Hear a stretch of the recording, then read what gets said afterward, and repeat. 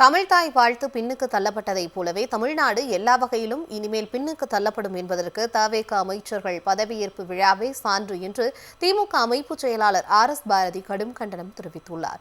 சென்னை அண்ணா அறிவாலயத்தில் செய்தியாளர்களிடம் பேசிய ஆர்.எஸ். பாரதி தவேக அரசால் தமிழ்நாட்டுக்கு பெரும் தலைகுனிவும் தமிழ்தாய் வாழ்த்துக்கு தொடர் அவமதிப்பும் ஏற்பட்டுள்ளது என்று கூறியுள்ளார். அகில இந்திய அளவில் தமிழ்நாடு என்று சொன்னால் எல்லா வகையில் உண்மையாக இருந்த மாநிலத்திற்கு இப்பொழுது தலைகுனிவு ஏற்பட்டிருக்கிறது. அதனுடைய அடையாளம்தான் இன்றைக்கி தமிழ்தாய் வாழ்த்துக்கே அவமதிப்பு ஏற்பட்டிருக்கிறது.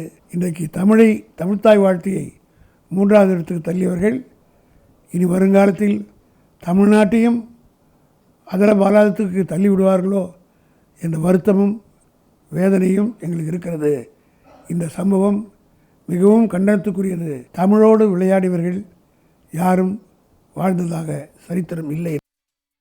தமிழ்தாய் வாழ்த்து பின்னுக்கு தள்ளப்பட்டதைப் போலவே தமிழ்நாடு எல்லா வகையிலும் இனிமேல் பின்னுக்கு தள்ளப்படும் என்பதற்கு தவேக அமைச்சர்கள் பதவியேற்பு விழாவே சான்று என்று திமுக அமைப்பு செயலாளர் ஆர்.எஸ். பாரதி கடும் கண்டனம் தெரிவித்துள்ளார். சென்னை அண்ணா அறிவாலயத்தில் செய்தியாளர்களிடம் பேசிய ஆர்.எஸ். பாரதி தவேக அரசால் தமிழ்நாட்டுக்கு பெரும் தலைகுனிவும் தமிழ்தாய் வாழ்த்துக்கு தொடர் அவமதிப்பும் ஏற்பட்டுள்ளது என்று கூறியுள்ளார்.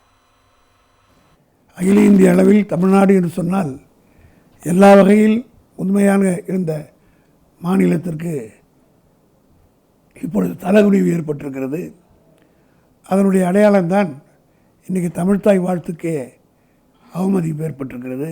இன்றைக்கு தமிழ்தாய் வாழ்த்தையை 3வது இடத்துக்கு தள்ளியவர்கள் இனி வருங்காலத்தில் தமிழ்நாட்டையும் அதர பாலாதத்துக்கு தள்ளிவிடுவார்களோ என்ற வருத்தமும் வேதனையும் எங்களுக்கு இருக்கிறது.